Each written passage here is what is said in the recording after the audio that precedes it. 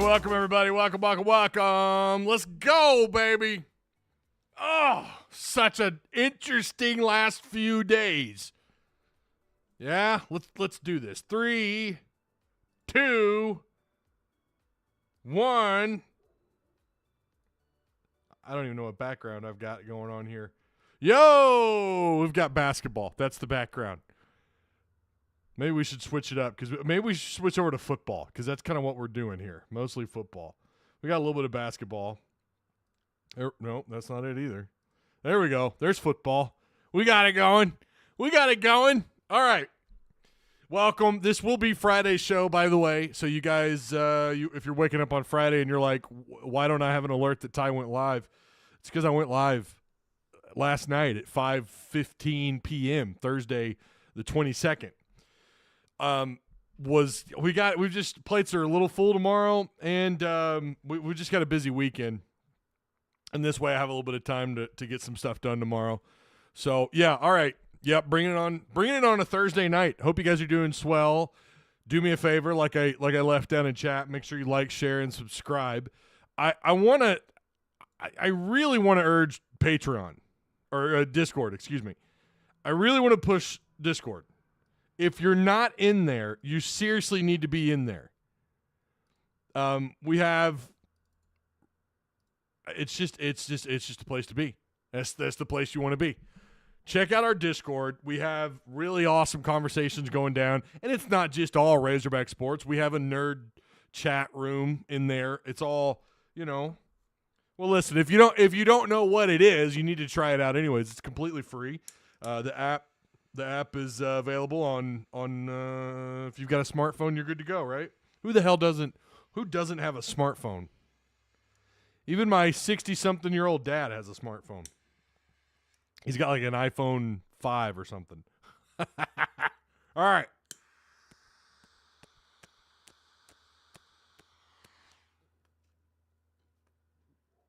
Yeah, baby.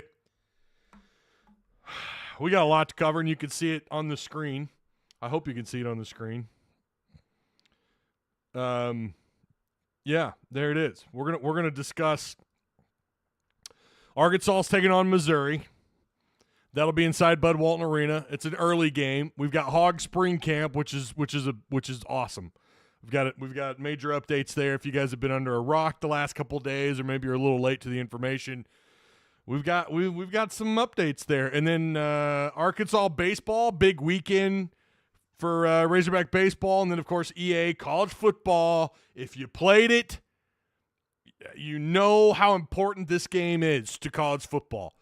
It's like it used to be my off-season ritual. It was buy preseason magazines, Lindy's and Athlon and Phil Steele. I used to buy them every year. Ask my wife. And I still do to this day. I still do. And then June and July, NCAA football would come out. Now, it's not going to be called that anymore. But so that we got some updates on EA's College Football 2025. So there's some really interesting stuff here, and I want to discuss kind of maybe some pros and cons. And I also got something cleared up about the game that we briefly talked about today in Discord that really, we'll get into it. There's something here we may have all missed about EA's College Football 2025. All right. Shout out to the sponsors that help make this possible. Direct Service Overhead, the Garage Door Company. They operate out of Central Arkansas and in Northwest Arkansas. Same-day services, quality parts, affordable outcomes, better than best results. They'll give you free estimates. Emergency service, 24/7, 365 days a year. Give them a call today at 501-244-3667. And, of course, the Odd Soul Craft Bar and Pizzeria, located on Emma Street here in Springdale. Fantastic stuff on tap. IPAs, pies. It's delicious. Great environment, great place to watch a game or just go hang out with your bros. Go bro down. They've got multiple TVs. You can watch whatever. And my cigar is already, this thing is dry. All right. Yeah. So again, make sure you guys like, share, subscribe, all that wonderful stuff. I have been banned on Facebook. I caught a 4-day ban on Facebook. Someone reported one of my videos, or actually 2 of my videos, for violating Facebook rules. Tried to look into it. Facebook is Facebook. We know who runs that platform. We know that they cave pretty easily, and they don't give the person who's accused, they don't give the accused much of an opportunity to figure out what the hell's going on. It does give you an option to reach out to who reported you, but I guess they won't. You have to know who reported you. So whoever reported my channel on Facebook, you're well, I'll save that. I'll save that for a Helldivers 2 when I'm running with my boys and I'm a little tipsy and I've had a few glasses of whiskey. Maybe I'll go on a tangent. You're awesome. I don't know what on earth.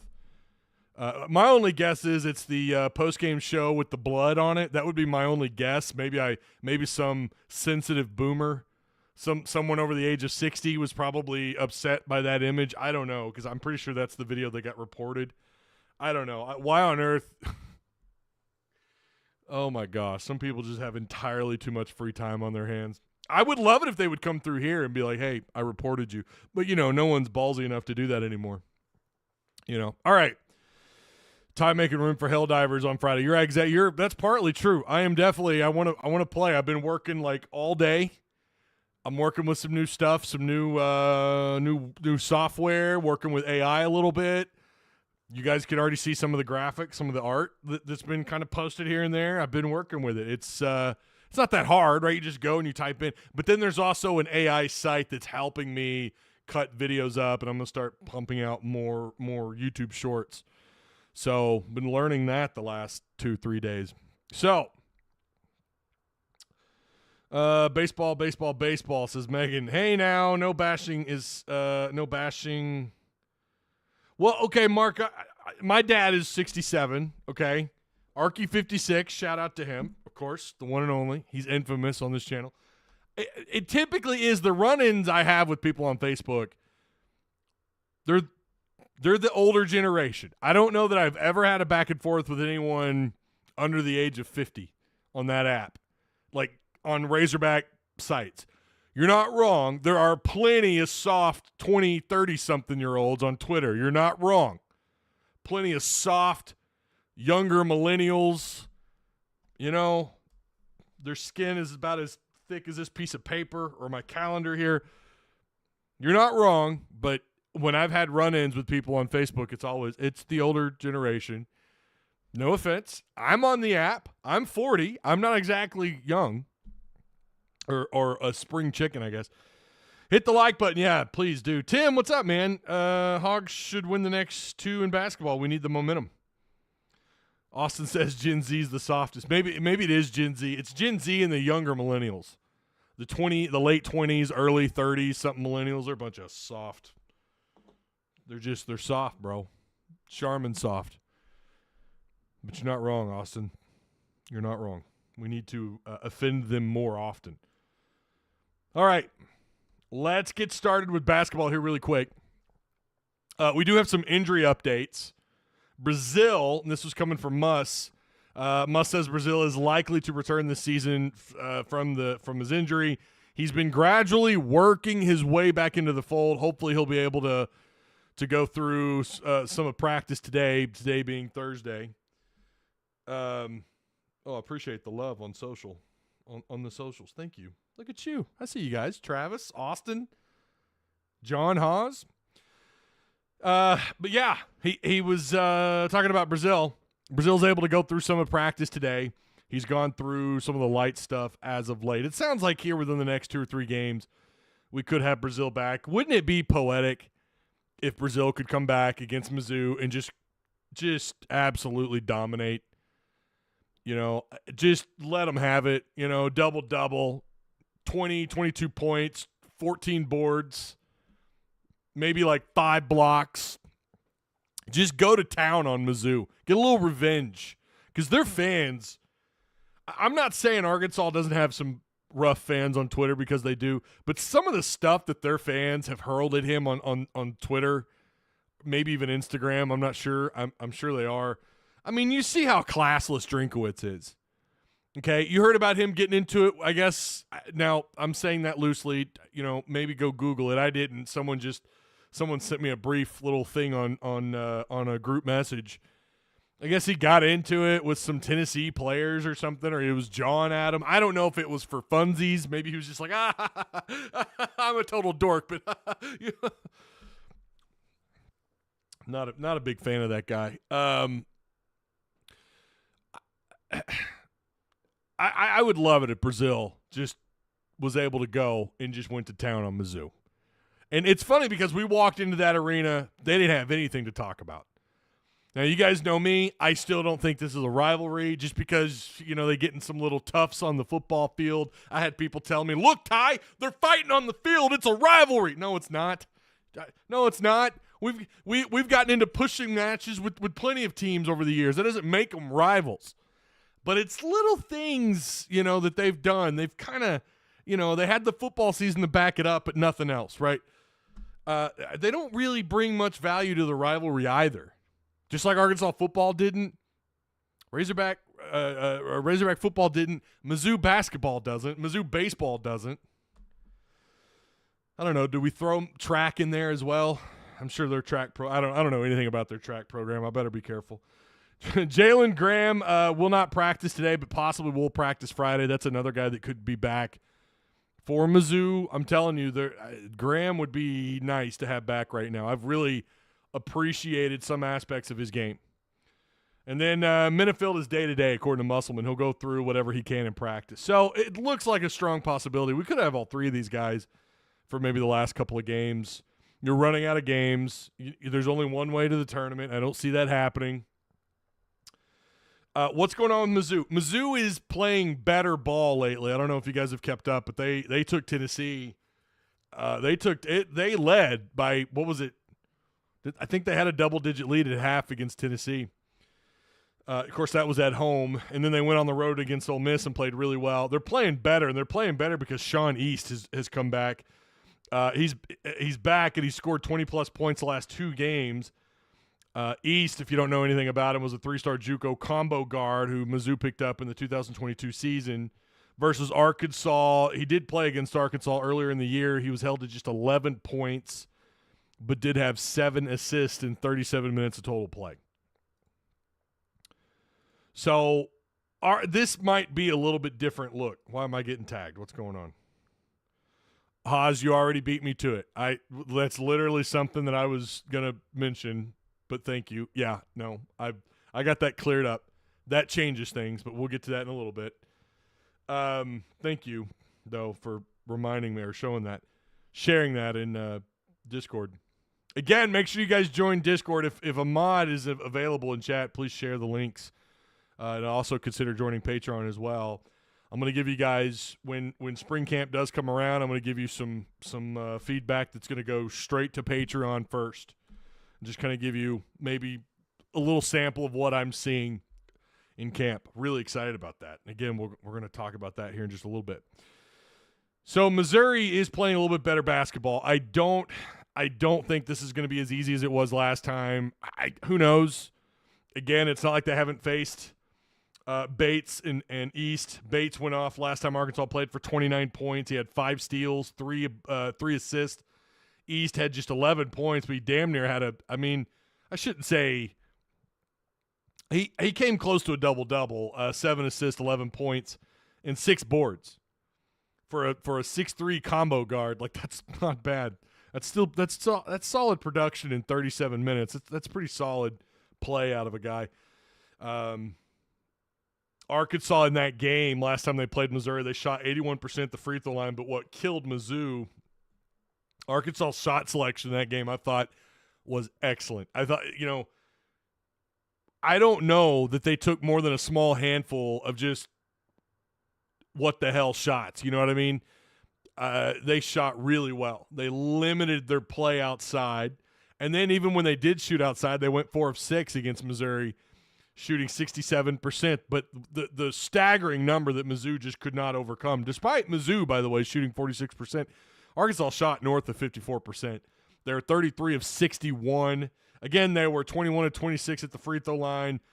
Mizzou shot 91% in that game, by the way, at the line, 20 of 22. That's the best I think anyone's done on Arkansas, home or away, at the free throw line on shots north of like 14, 15 attempts.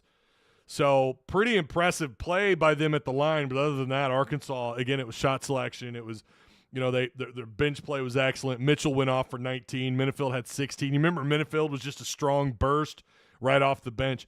You're without Minifield, right?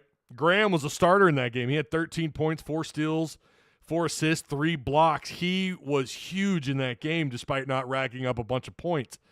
He didn't have a career high scoring-wise, but he certainly was a big piece there. 4 assists, 4 steals, 3 blocks, 1 rebound. He was 6 of 11 overall with 25 minutes of play. You're without – he might be good to go. I don't know. But let's just pretend like for a second him and Minifield are not available. And now they've got East and Bates playing really good brand of ball. This could be tough. I'm changing my mind. I'm going to put the prediction as – I think I'm going to put it as Arkansas, Mizzou, win-lose. I don't think I'm going to do it off the bench because I think this could be a closer game than we realize. And I hate to say it, I don't know that I feel as confident about Arkansas beating Mizzou as I did going into like last weekend. Now, having said that, I think Arkansas wins. I do. I think it's going to be by a very small margin. I think this is going to be something like a final few possessions type of game. Mizzou's scrappy. They're playing a way better brand of ball. Again, go back and look at their numbers in the last 2 games. I mean, and they'll go deep into their bench. They'll go about 3 or 4 guys into their bench. You'll see guys like, of course, Connor. I mean, I don't know. Say what you want about Connor. Not that he was a big problem for Arkansas last time, just 7 points and 4 boards. But Robinson can get quality minutes. Shaw can get quality minutes. They've got 3 or 4 guys off that bench that could come off, and I'm not saying they're Arkansas level good, but they could certainly inflict a little bit of damage on Arkansas. I don't know what the starting 5 is going to look like, but it probably won't resemble what they did against Mizzou last time, where it was Graham, Lawson, Blocker, Mark, and Battle. Or it could be just minus Graham and Lawson. I don't know. If you remember that game, Mitchell and Minifield both got 33-plus minutes in that game. I think that's the most, both of them combined. I think that's the most they got this year combined. Mark had 34 minutes. Of course, we know he's doctoring a shoulder, and Mark in that game went off for 22 points. He was 8 of 13. And 6 of 8 at the free throw line.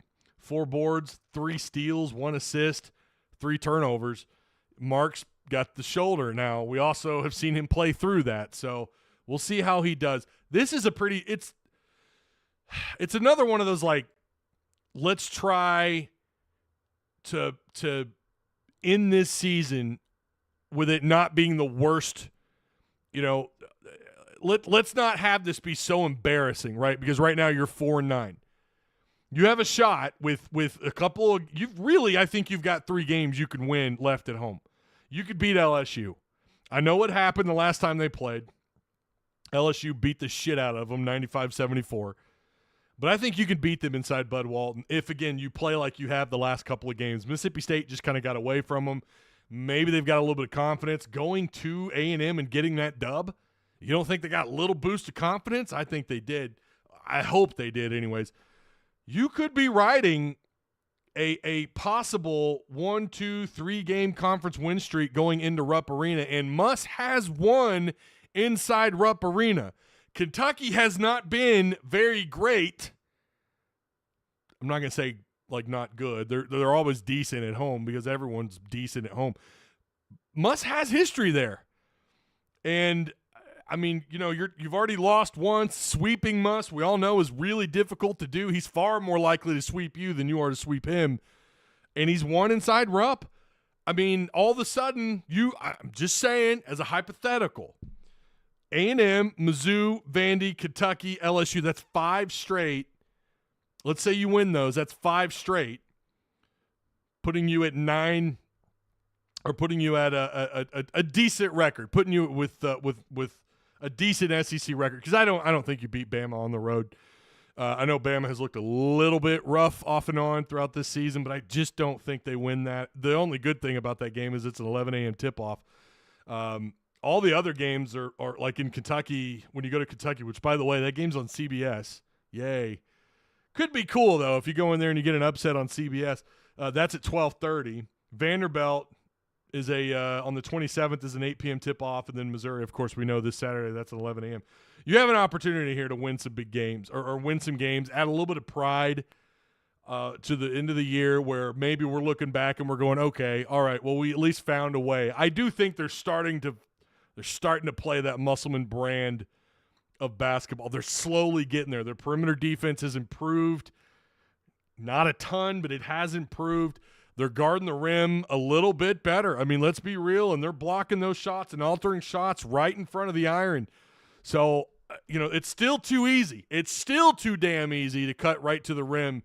Backdoor cutters was this team's kryptonite throughout most of the year, and I didn't see a lot of those the last 2 or 3 games.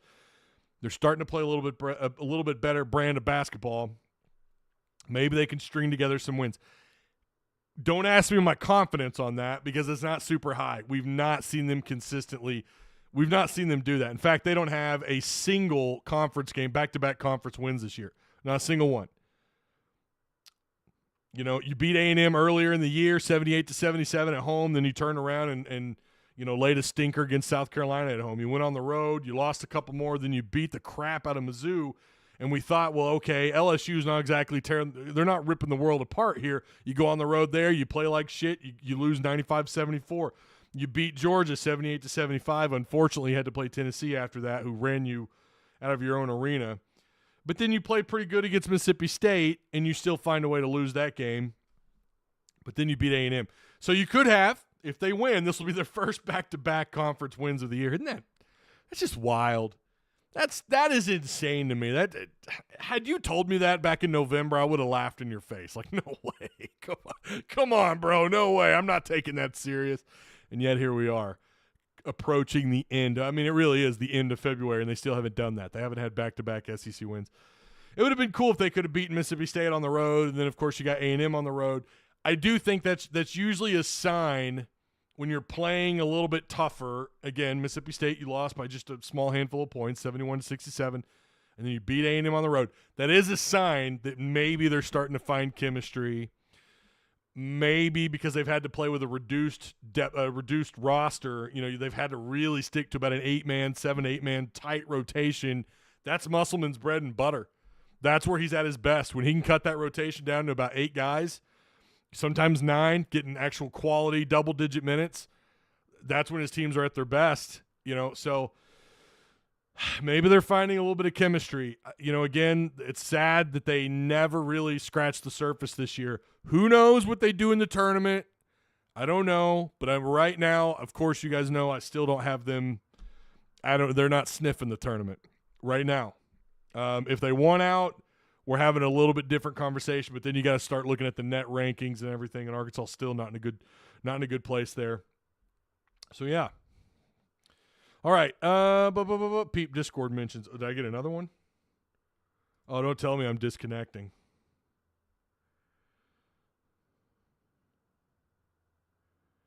Why does this happen when I'm live?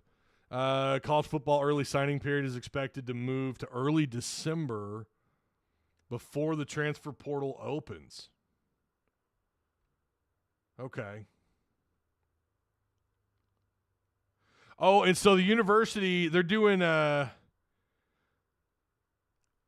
Landon Jackson, I'm in the game. Are they going to do this for like every player?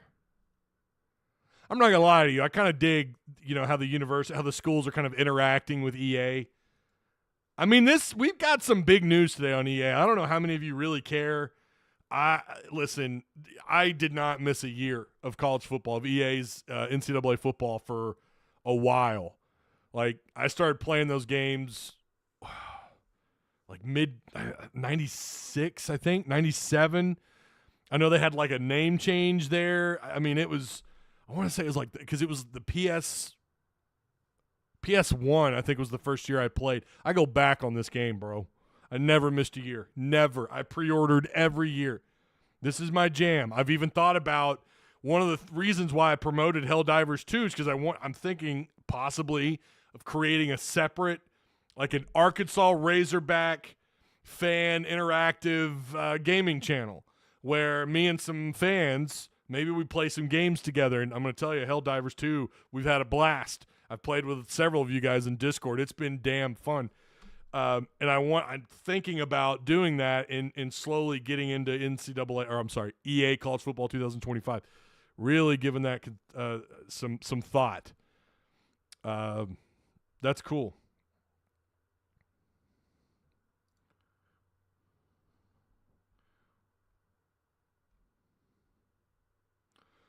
Yeah, I don't know what to make of the. I'll have to sit down and digest this whole early signing period stuff. So yeah, I appreciate the mentions. Thank you. Appreciate that. All right, let's read chat here again. Make sure you guys like, share, subscribe. I thought we was talking spring ball. Johnny, can you look at the sign here, my guy? Look at the graphic on the screen, my guy. What's it say? Arkansas, Missouri, Hog Spring Camp, Arkansas baseball, college football. We're going in order.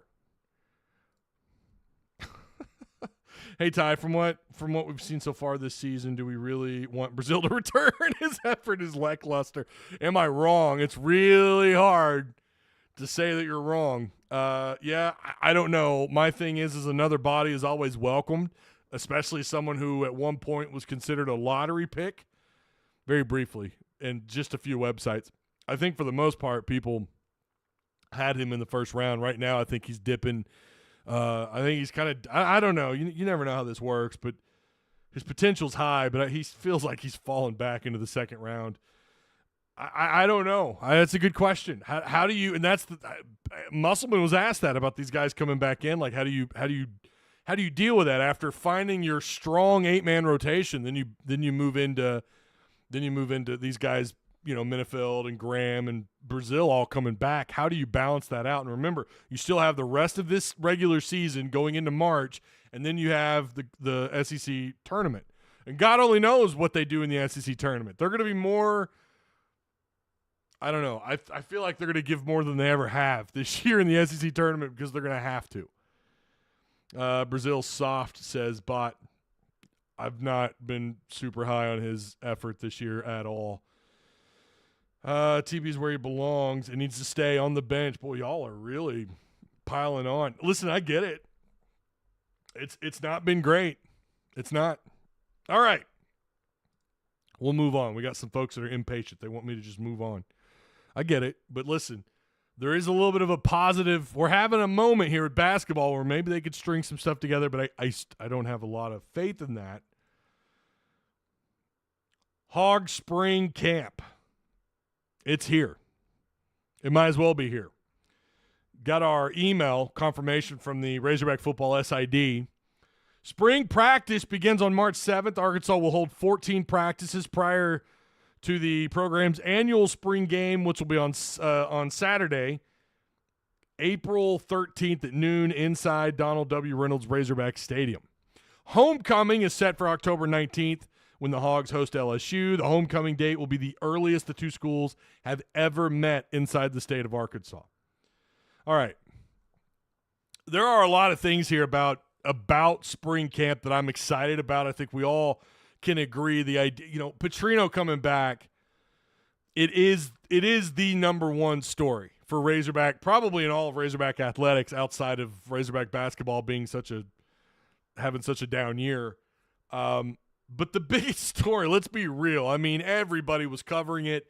Everyone's talking about it. National radio people, you name it, the big time folks, the big talking heads in college athletics talking about this. It's a big deal.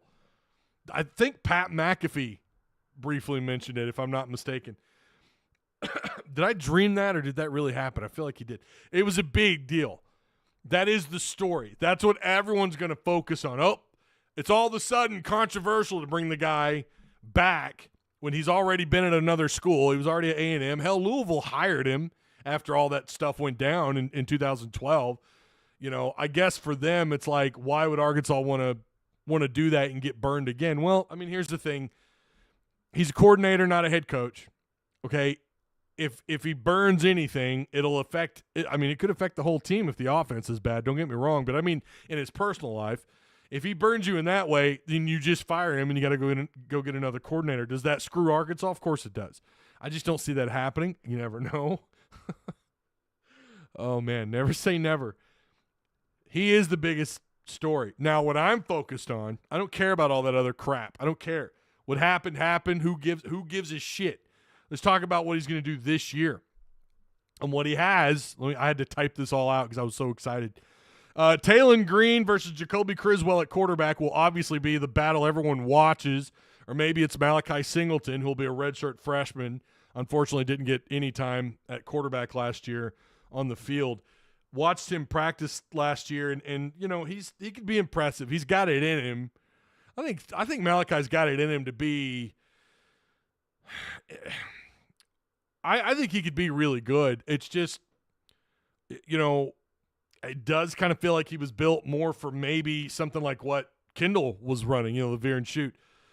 Can he actually run a Bobby Petrino style offense that is not the veer and shoot? It is not it's not anything like what we saw then, right? I really don't know what to expect, what Petrino does. Obviously, what he did at A&M, I'm not sure how much of that really was. I mean, we know it wasn't his offense. He's talked about that. He talked about how it was Jimbo's. It's basically Jimbo's. It was his language. It was his offense. It was his calls. It was his X's and O's on the sheet, right? And then what he did at Missouri State, and then going back to Louisville. There's variations of that offense over time. I don't know what we actually see. Will it be something like 2010, 2011? I'm sure you're going to see 4 and 5 wide sets, empty sets, quarterback and shotgun, stepping back, making throws. The question really is, and he's already talked about it a little bit, finding out what these guys know as far as the game of college football or the game of football. And again, the most interesting battle, there's several. There are some really good, at least on offense off the top of my head. There's some interesting things happening along the offensive line. I think you're going to have multiple battles up there. Tight end is interesting, right? I mean, you've got bodies there, and who knows? I hope they all stick around. I hope nobody bolts. But I like what's going on there. And if you wanted to run some 2 tight end sets, you've got the guys to do it there. You're deep. You could argue that might be one of their deepest positions on the roster. But again, the battle that everyone's most curious about is Jacoby Criswell and Taylon Green. And again, who knows what Malachi does? Things can happen throughout an offseason, right? So, going on here, not to mention Bobby Petrino being back on campus. This will be an exciting spring camp, no matter your thoughts or opinions on the current downwards trend Arkansas is currently on in football. Many new faces out of the portal. We expect guys to be there. KJ Jackson is already on campus, the other freshman quarterback. He's on campus. This will be Sam Pittman's most important spring camp to date. Player development begins or continues on March 7th in Fayetteville. New offensive install with players on the field starts. Vernacular, chemistry, it all begins here. Spring football is essentially fall camp part 1. And Sam Pittman has to start strong. He has to start fast and has to have the best camp he's ever had. The heat is on for Sam Pittman in his 5th year. No doubt that this has to be, again, it's got to be the strongest camp that he's had, period. Whether we're talking fall camp, we're talking spring, whether we're talking week-to-week preparation, it starts now. If he wants to get off on the right foot, and it's hard to tell, right? We as fans, we could look at what we see and go, oh, yeah, I know everything was great. What did we think after we saw Dan Enos in spring? Or when we saw the offense and when we saw the defense and we saw them roll out? Oh, yeah, no, I think they got 8 or 9 wins. You just don't know. Especially in this era of again, the portal and all this stuff and the NIL and blah, blah, blah. why it's important. Locker room chemistry begins now. Some of these kids leaving home for the first time, they got to get used to campus life. It starts now. So Pittman, his hands are full, and he's facing a situation he's never faced in his career, ever. Obviously, as a head coach, it's his first go-around. The heat, I mean, that seat's red hot. He touches his seat, it's on fire. And I think we all agree, if they start off sloppy, bad, I don't know, let's say they only win a couple of their first 5 games, guys, he won't survive the season. I'd be shocked if he did. Now, maybe there's something in his contract that might negate that, where they don't fire him early. But, guys, there was a conversation about him being fired before the end of this last season. Nobody talked about that other than his buyout maybe coming down in 2024, and that's why they didn't terminate him to begin with. If that's true, and I think that is accurate, then what's holding them back from letting him go early and starting the search early? There's a lot of heat on him, and let's be real, I'm sure Petrino probably is going to feel somewhat responsible. You know, the guys on defense.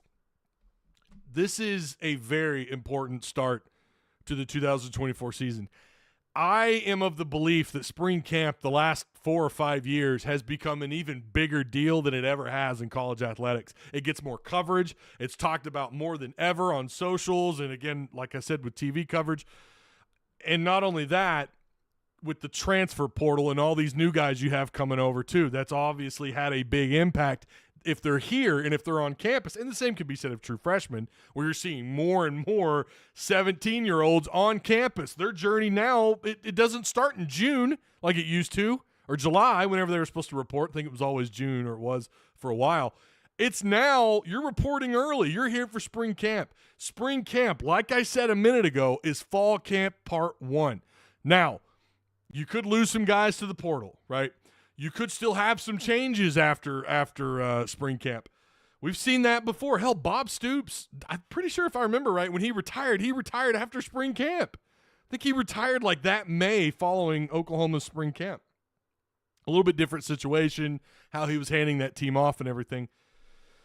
And we've seen coaching changes after spring. So who really knows? But again, for Sam Pittman and the core group of guys that you expect to be here in 2024, or any year now when you're talking spring camp, that following fall camp, it all starts in spring camp. And it's very important that they get off to a good start.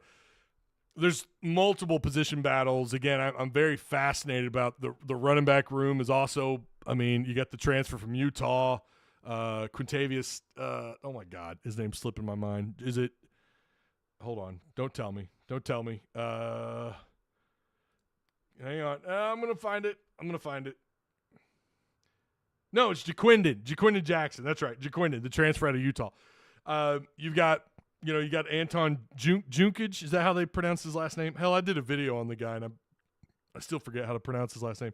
I'm sure that's going to piss somebody off. You got the speedster Jordan Anthony at wide receiver. I'm not sure his availability for spring camp, actually. Xavier Soria, the transfer, former 5-star out of Georgia. A lot of new faces. I don't know where I'm going to begin when I go to practice. I don't know if I'm going to start. I probably will start with the quarterbacks, and I'll watch them and try to film what I can of them. But that's the battle. I mean, let's be real. If you've got 2 quarterbacks coming out of fall camp, I'm not talking spring, I'm talking fall camp. If you've got 2 quarterbacks, you're not really sure who your starter is, and you're kind of operating maybe one or the other, you've got no quarterback. So, again, you look back to spring. What did they get installed back in spring? What did they get installed, when everybody reported for spring camp? What happened? It starts here. So, I'm excited. I know there's not a lot of excitement in terms of what the expectations are, but Petrino really makes things at the very least fascinating. I think it was 247. We talked about this, or we had someone shared the screenshot of Bobby Petrino being considered a top 10 offensive or a top 10 coordinator in college football. There's still people who believe he is a very he's still the high IQ offensive guy, according to some people. At least I think that was 247. there's still people who think very highly of him and what he can do with his offense. So who knows how this all works out. Green is kind of his guy. You still got Jacoby Criswell, who, listen, at times in camp last year, I thought, oh my God, he could be special. I like what I see in him. His deep ball looked pretty, really tight spiral. Most of the time it felt like it was on point. There were a few times or at least a couple times where he overthrew wide open receivers at the back of the end zone or whatever, but that stuff's going to happen. You're not going to be perfect. But again, it's going to be about understanding the vernacular, the offense, the signals, and finding that chemistry. The things that they didn't have last year, they never found them, and it started in spring camp. I rest my case. I think that this is when it all begins. And it's very important that they get off to a strong start if they don't want to piss off fans. Make sure you guys like, share, subscribe. I appreciate you. Left lane hammer down, says Tony Brown. Why you gotta do that, Tony? Why you gotta do that? Long time no see. I put something football related. Tony's in here, by God. Ty used Eno's playbook on Tecmo Super Bowl last night. How'd that go? Sergeant Razorback. 8-4 minimum. What do you mean, bot? What do you mean by that? What are you talking about? Are you saying that's what they're doing? They're going 8-4 minimum? Mark Douglas says not only build locker room chemistry, but develop on-field toughness and true on-field leaders 110%. Again, there's so many things that they missed out on last year. And again, for me, it's like this starts now. It starts in spring. It doesn't start throughout the summer. Don't get me wrong. Summer workouts are still pivotal. That's still a big time for those players. But when you talk about the day-to-day routine, getting to know your teammates, getting to know your coaches, the assistants, starts now. For Sam to keep his job, I disagree. No, I don't think he has to win 8 to keep his job. I don't. And you're not going to like what I have to say there, but I think all he's got to do is make a bowl game. I really do. I think all he's got to do is make a bowl game, because now it depends on what happens with Petrino. I think there is an understanding that Petrino's offense, it's not something you're going to get overnight. It's not something you're going to get maybe even a single season. And I think Hunter Yurachek knows that. I think he understands that this is not going to be. I mean, my God, you went 4-8 last year. 6 wins is at least some kind of an improvement. At the very least, I don't think he needs 8. Maybe the magic number 7. I don't know, but I don't think he's got to go 8-4. I mean, guys, his best year here, he went 8-4. I mean, to duplicate that, and I'm not saying they can't do that either. I think it's probably unlikely, but that is really sad, to be honest. I mean, it is, but I think given the situation that Arkansas's in, I still don't think it's a very attractive job. I think Pittman, for a short while there, it felt like we turned the corner, right? Arkansas, they just won 8 games. We were disappointed with even winning 7, including the KU game a year ago. But the standard now, I mean, you drop down to 4 wins. If you do something as bad or worse, you're really going to have a hell of a time finding a guy who wants to come in here, especially with all these rumors about NIL being kind of all over the place. Again, I don't know what to believe there either, but I think it's probably 6 wins, maybe 7. I don't see them firing him if he goes 7-5. I just don't see it happening, because that's a pretty damn good turnaround. You nearly double your win totals from one year to the next. I don't know. You guys could be right. It could be 8, but I don't know that Hunter operates that way. I mean, we all thought he was fired this last year, and it didn't happen. Didn't happen. And Hunter came out and he said, "No, we've got his back. We're not firing him. We're going to stick with him for another season." So we'll see what happens. Maybe you guys are right. I don't. Boy, I mean, if you're Petrino, you've got to feel like, man, this might really be down to what we do on our offense. And of course, the defense has their part to play as well. It's not like they were perfect last year. Ty, I like the podcast headlines. List now. Oh, cool. Thank you. I appreciate that. I don't really. Yeah. I've been around, somewhat active in Discord, though. Wait, you have? Who are you in our Discord? I've never seen you in our Discord.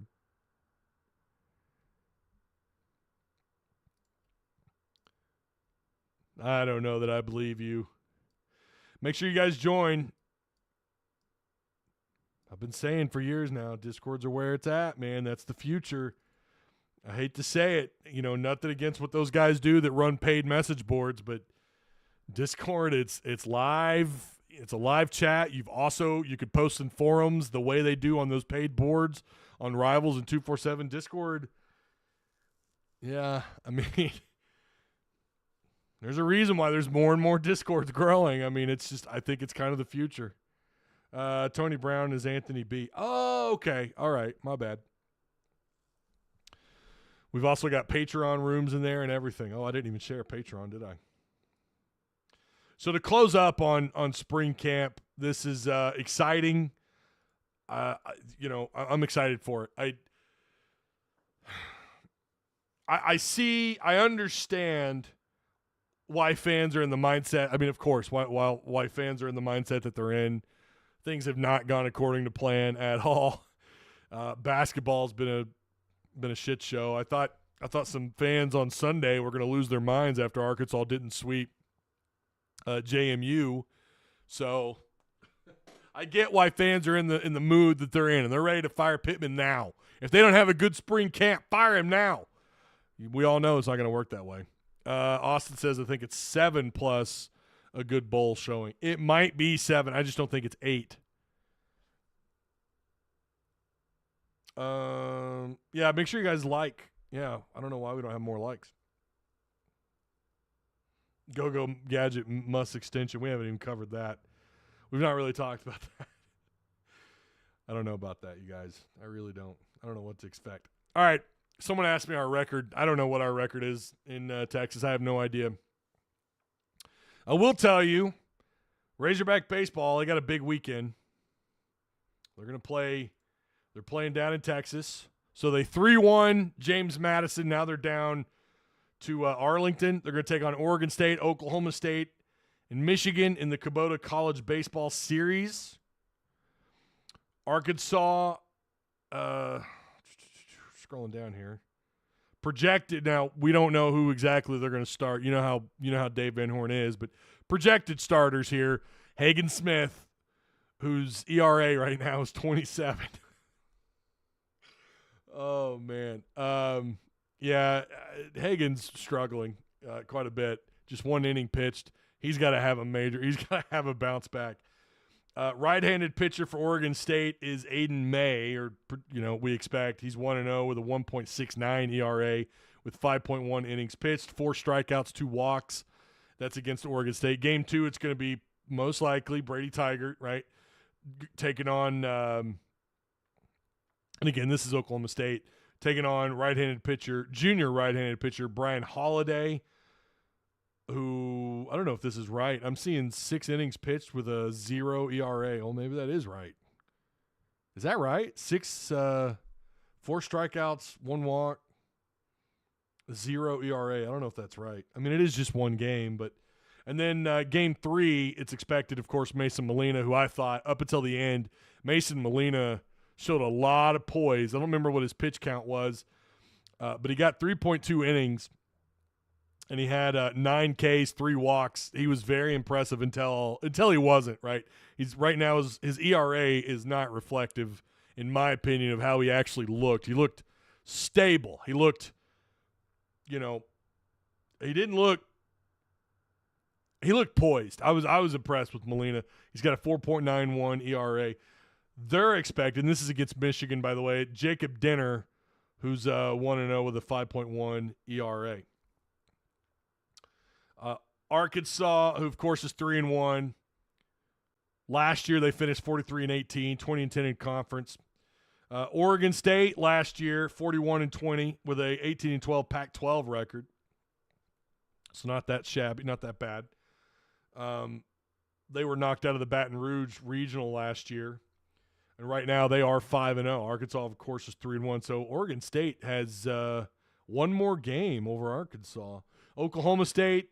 Right now, they're off to a really bad start. I say really bad, not a great start. 1-2, off to a not so great start for them. And then Michigan right now is 2-2. Last year they finished 41-20. 41-20, and they didn't get a tournament invite. Looks like they were knocked out when they finished out of the Big Ten, and that was it. Well, they did finish 13-11 in Big Ten, so that's probably why. So, yeah, I think I've got Arkansas sweeping. You just don't know this early in the year. But I think they sweep. I'm just going to say it. Maybe they drop one. Don't freak out if they do. We all know how this works early on in the year. Last year, I think they went 2-1, right? They beat Texas and Oklahoma State, and then TCU beat the hell out of them. Is that how that went? I feel like that's how that went. I know they beat Texas, and they lost. TCU hammered them. So maybe they can go down there and get a sweep. That'd be awesome. To start the year off 6-1, or at least of your first 7 games. Wouldn't be a bad start at all. Let's see. OK State so far is cheeks, says Philip White. What's going on, Talking Beer? How you doing, man? How you doing? If you guys have any questions or comments, please feel free to fire away. Share with your dads and grandpa. Get the word out. That's right. That is right. Yeah, the game I am most fascinated with, of course, is Oregon State. You guys know I want revenge in that game so bad. And this has got to be a game Hagen Smith has got to get off to a better start. I mean, he was bad. It was really bad. This will be big for him. This will be a nice, it's on a neutral field. This is the place where if you're going to gain a little bit of confidence, why not do it here on the road, away from bomb. Now, we know Razorback baseball fans travel as good as anybody in the country, so it may not feel quite like in terms of the environment from the stands, it may not feel quite like a neutral or an away game, but Hagen Smith, this is going to be a game where he starts off strong. I'd love to see that guy go about 5-6 innings deep, rack up some strikeouts, some quick 1-2-3s, get him off the mound quick and early, short innings. So yeah, that's one that I'm circling. I want to watch that one if I get the opportunity to, anyways. But again, that's Oregon State. What time is that game? 7 o'clock, 7 p.m. on tomorrow night. So remember, we'll do a recap of the weekend basketball and baseball next week, either Monday or Tuesday. All right, now for the whole enchilada here, the very end. The last time we're going to talk a little EA College Football 2025. This is the last time we saw a college football game. I still have the disc and everything in there. And I've been playing Revamped on my PS3. See, I still got my disc. What I would do is I would trade them in like every year. I would trade them, or I would try to sell them on Craigslist so I could get a better value. You know, GameStop didn't give you a whole lot. You know, you pay $60 for a game, they give you $5 for a game. But this was it, man. And I'm going to be real with you. I had a lot of issues with this one. Revamped helped to make it better. Now, if you don't know what Revamped is, it's basically like I don't even know how to explain it. It's like a software update for your PlayStation, or I think you can play it on PC too. And it basically updated the game, like the user interface, kind of there's always a different video every time they update. There's a different, like they had the Pirate shortly after he passed away. They had a really cool kind of like a dedication video to him, and then they updated the jerseys, the helmets, everything. It was pretty cool, and even like the layout of the game. Again, the UI was different. They did an incredible job. In fact, if I heard this correctly, and please correct me if I'm wrong, EA actually hired some of the guys that worked on Revamped. I'm in their Discord, and I think they hired one or two of those guys. They did an incredible job, and that does give me some hope for for EA College Football 2025. I told you guys like a year ago, they're not calling it NCAA. They're dropping NCAA. It's just EA College Football 25. We got an update, and it's a big one. Now, my first reaction, it was actually Hogs who mentioned it to me in Discord. I appreciate the the retweet there, fellas. Let me pull this up. This is from CFB Live 247. They've got they've got almost 10,000 followers. I've seen them post some pretty accurate stuff. I don't know how much I'm sure they've been paying attention to all this stuff with EA, with the college football game. And this came from an ESPN article, and they posted this morning, and these are their bullet points. This is from what we know of the game. Again, this was a ESPN article, but again, these guys kind of dumb it down for us a little bit. Real coaches won't be in the game, at least for the first installment. Now, I'm sure, you're going to have to pay the coaches. If you're going to use their NIL, if you're going to use their name, image, and likeliness, you've got to pay them. So I'm sure it's going to become a part of their contracts when they sign on with jobs, with their new jobs, or when they update their contracts, get extensions. This might be installed into their contracts. I don't know. But they're not. What I do know is they're not involved.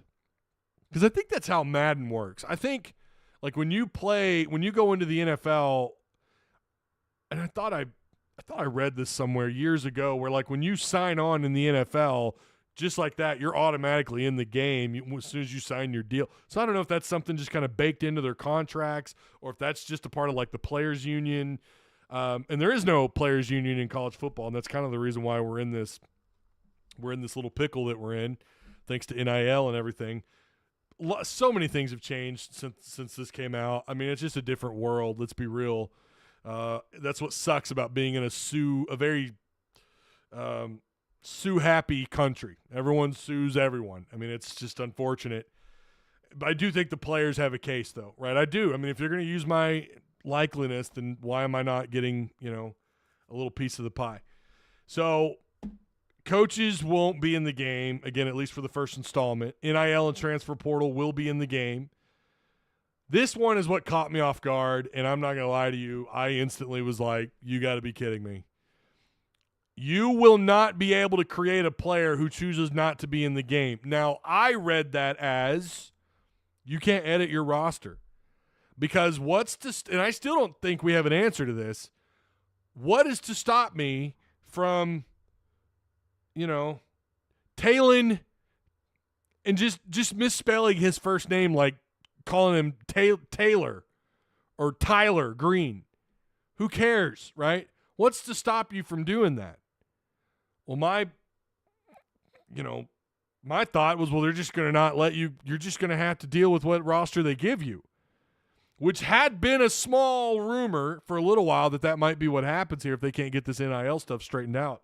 Now, I think that was a couple of years. It was a couple of years ago when they first kind of teased that the game was coming back. I have confirmation that, and again, Haas already tagged me, you will be able to actually customize your roster. ESPN had something on it. It might have been from the same article that they're grabbing this from, but I have it. It's in the article. It's kind of far down here. This was written. Yeah, no, okay. So it was from today's. Let me scroll down here. I think I just read about the not being able to replace the player that opts out and was like, I can't believe that. And just didn't continue to read on.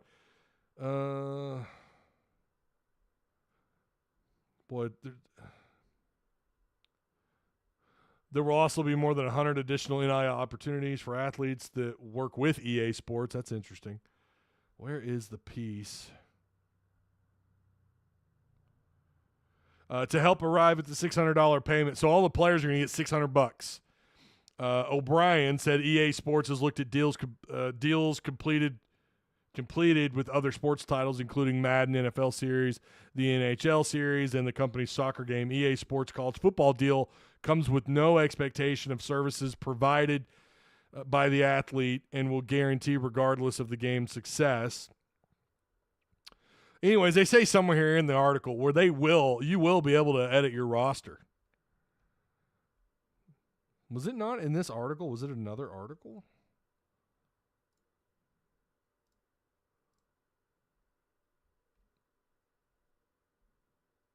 All the athletes who opt out to have to have their name, image, and likeness appear will eventually receive $600. Will eventually receive.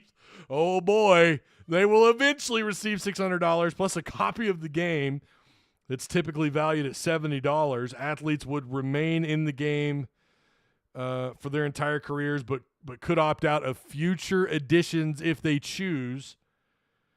Oh boy. Athletes who remain in the game for multiple years will be paid annually, and players who transfer will continue to be compensated as long as they are on a roster.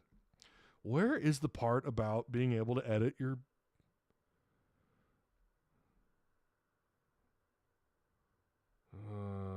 boy. Yeah, we know that Kirk Herbstreit is going to be a part of it. David Pollock, Jesse Palmer, Kevin Connors. I guess they're all going to be on it.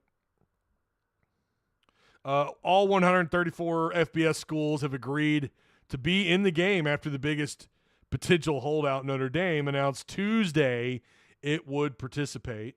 Daryl Holt, EA Sports Senior Vice President, blah, blah, blah, blah, manager of Tiburon Studios. Yeah, Tiburon used to be, yeah. They used to actually be, okay. So Tiburon's still around. I always kind of wondered, you remember you used to see their logo in the games. I swear to God, they wrote in here somewhere about the players. Holt said individual players will not have face scans for at least the first year, since the logistics of attempting this with over 11,000 athletes would be very difficult. But EA Sports is working with schools and roster photos to create representative likeliness of the player. Oh, here we go. If a player chooses to not be in the game, Holt said EA Sports will create a generic avatar based on the traditional strength or weaknesses of a position over the past decade for that school. Holt said they want to make sure that the program still represents the integrity and the strength. Gamers will be allowed to create their own players, but Holt said the game will not allow an opted out player to be created and inserted into the game. So how the hell do they police that? How do you police that? I guess if a player's name matches that position in the same physical attributes and the ratings and the size, I don't know. I don't know how they're going to police that. I read that when Hogs shared that in Discord with the tweet that had all the bullet points. I read that as you're not going to be able to customize your roster. I immediately lost so much excitement for this game when I saw that. I like my roster to be almost like holding up a mirror to the actual roster. I mean, again, that was part of the reason. That was part of my off-season ritual. You pop open that magazine, and of course, this dates back before the internet or before you could just, I go to Our Lads. You guys ever heard of Our Lads? Write that down. That's a good one. Our Lads by like July is usually somewhat accurate in terms of roster representation.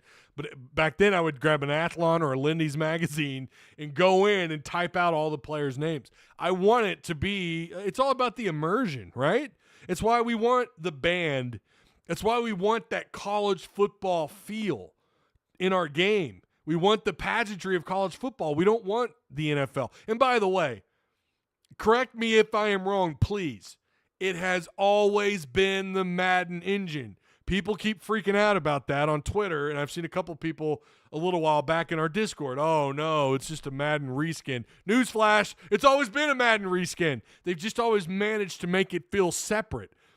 You got to give them credit. You can hate on EA all you want. Back then, they did a really good job of separating the two. It didn't feel like I was playing a Madden game. It felt like its own identity, its own game with its own identity.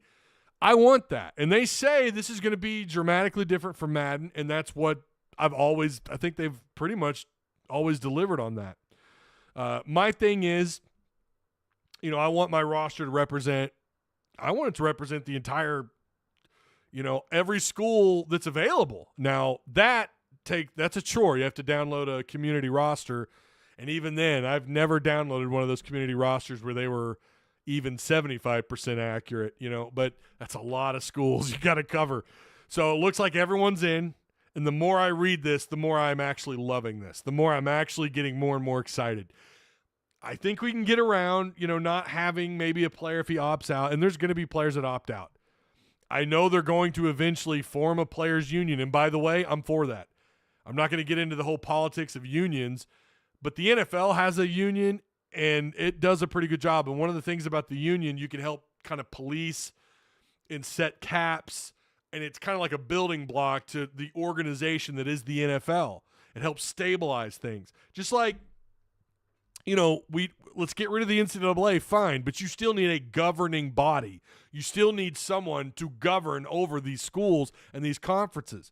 Now, maybe the conferences are going to do that themselves, but okay, it's got to be an even playing field in terms of the rules and the application of those rules across the board, or else what are we doing, right?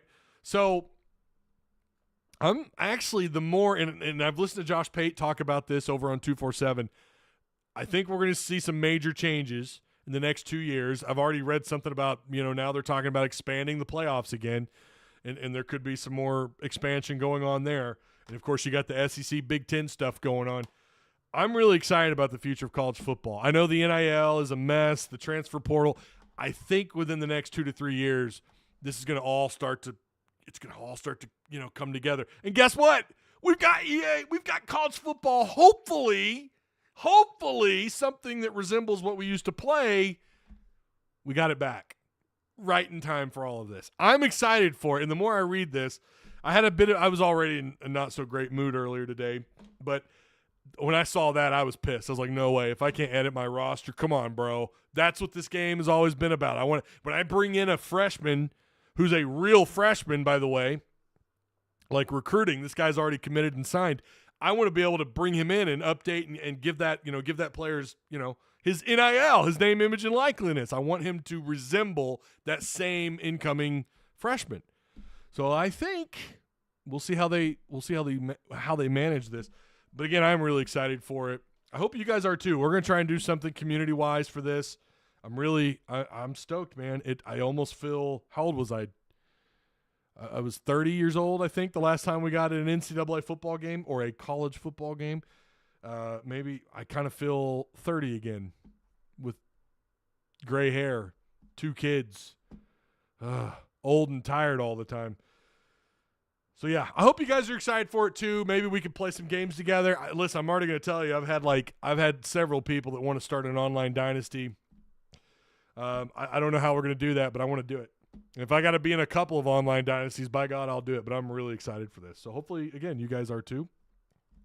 Yeah. Let me scroll down here. Roster share was saving grace. It was. You're not wrong. Bought that magazine too. Took me weeks. You talking about Athlon? Yeah. Lindy's. Found the culprit. What do you mean? Oh, I'm late. Sorry, I was busy reporting your video. Travis.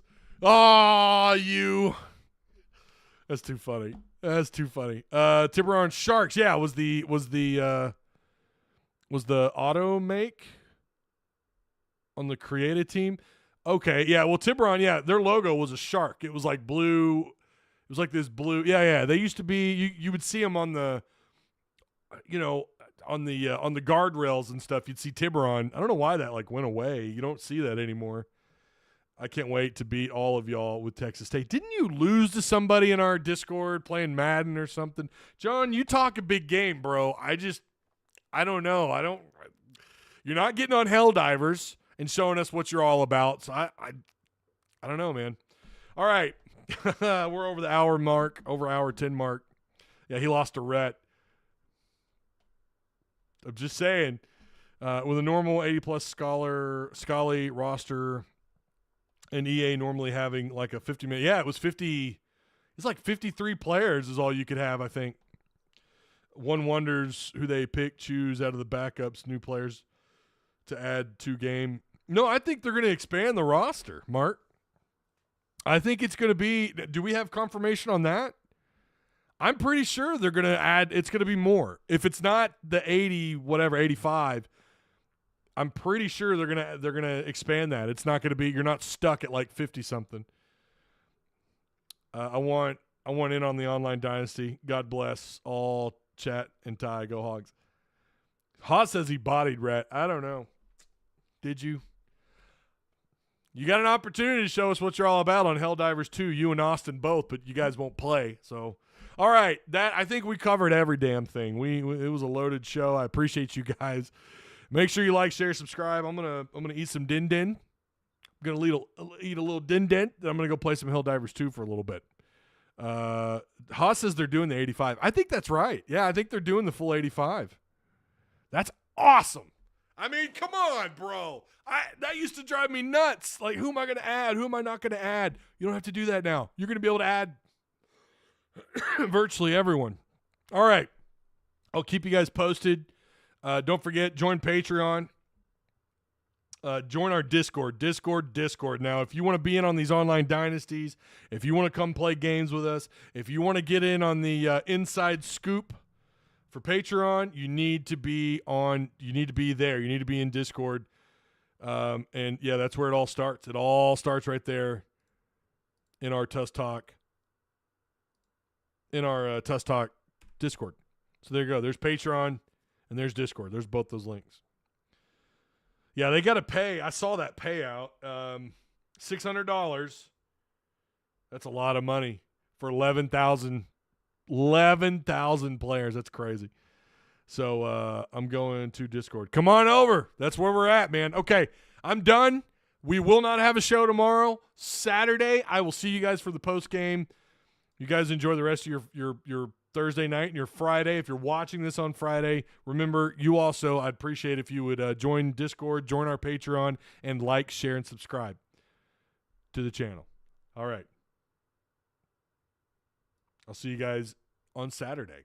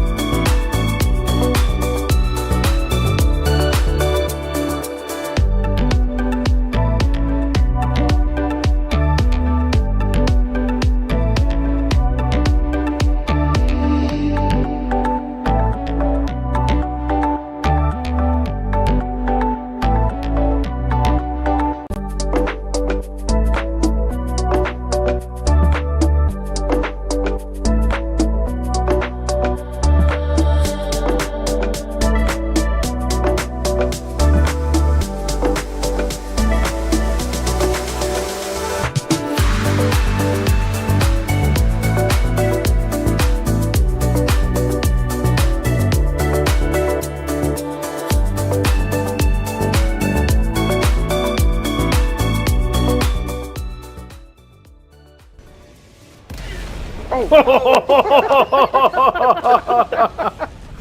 were all about to start running back in, too. I was doing the salute. Oh, my God. Did you stir him up over here? I don't know. Some folks are born made to wave the flag. Ooh, that red, white, and blue. Ending in an eagle. Oh. Oh.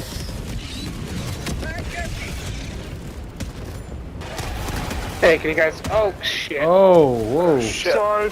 My first words in like 2 minutes when it ties recording. Oh, you're good. Hey, can you guys... Oh, shit. We drew him out. Now I know how KJ Jefferson felt. Oh, no. I survived.